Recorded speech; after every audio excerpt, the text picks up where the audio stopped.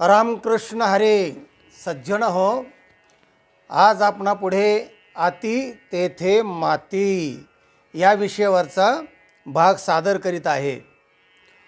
मनुष्य जीवनामध्ये पंच ज्ञानेंद्रिय काम करत असतात आणि अंतःकरणामध्ये जे मन, बुद्धी, चित्त आणि अहंकार हे आतलं काम करत असतात आणि हे डोळे, कान, नाक हे सगळे बाहेरचे ज्ञानेंद्रिय आहेत.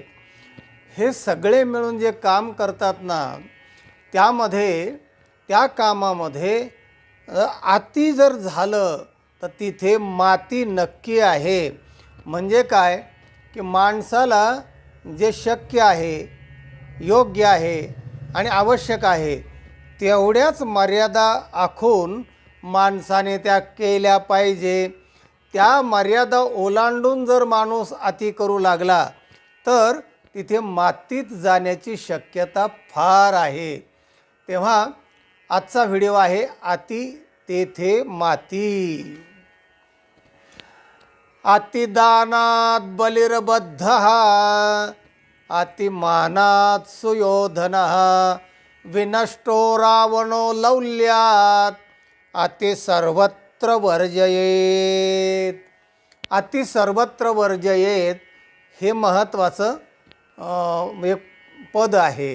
पद म्हणजे या सुभाषितातला जो चौथा भाग आहे तो अति सर्वत्र वर्जयेत, म्हणजे सर्व ठिकाणी सर्व व्यवहारामध्ये अति वर्ज करावं.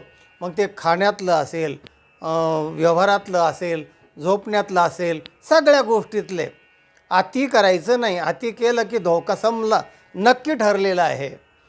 त्याला उदाहरण शास्त्रकार असं म्हणतात. अतिदानात बलिर्बद्धः, बळीराजा,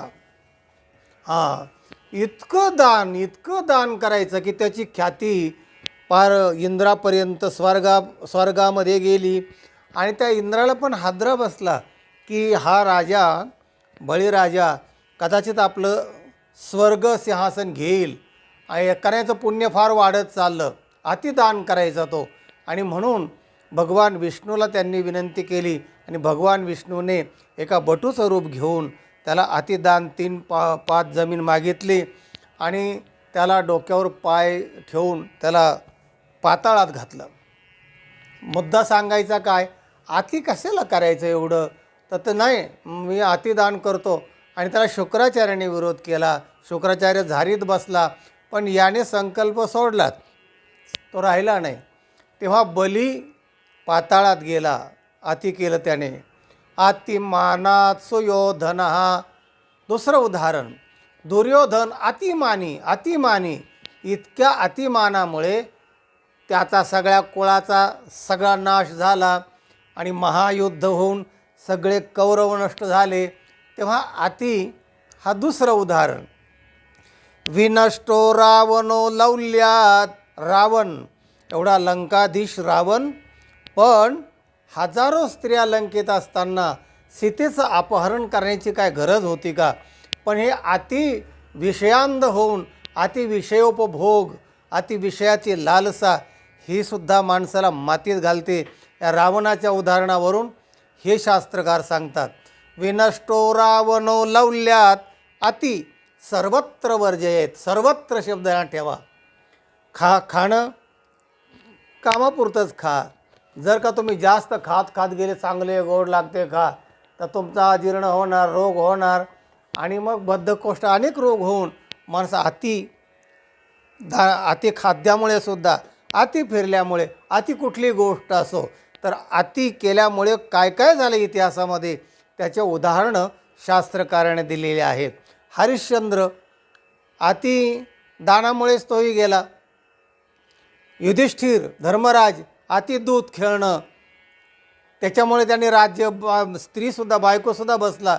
या सगळ्या गोष्टी ज्या आहेत ना, तर त्या टाळा असं शास्त्रकार म्हणतात. आणि जे शक्य आहे, योग्य आहे आणि आवश्यक आहे तेवढेच करा. संत काय म्हणतात ते बघा. युक्त आहार विहार नियम इंद्रियासी सार नसावी बासर निद्रा बहु भाषण युक्त आहार विहार युक्त म्हणजे जे शक्य योग्य आवश्यक आहे तेवढाच आहार घेतला पाहिजे. युक्त आहार विहार म्हणजे फिरणं हे सुद्धा मर्यादित असलं पाहिजे. नियम इंद्रियासे सार इंद्रियाला नियम घालून दिले पाहिजे. जर का इंद्रिय बेभान सुटले तर माणसाला कोणत्या खड्ड्यात नेऊन टाकतील सांगता येत नाही. म्हणून इंद्रियावर संयम ठेवा, इंद्रिय ताब्यात ठेवा. नसावी बासर बडबड जास्त असू नये, निद्रा खूप असू नये. बहु भाषण बोलतच राहतोय तासन तास बडबड करणं बोलणं हे सुद्धा अति असता कामा नये असं संतांचं म्हणणं आहे, शास्त्रकारांचं म्हणणं आहे. आणि म्हणून तात्पर्य अर्थ असा आहे की अति सर्वत्र वर्जयेत.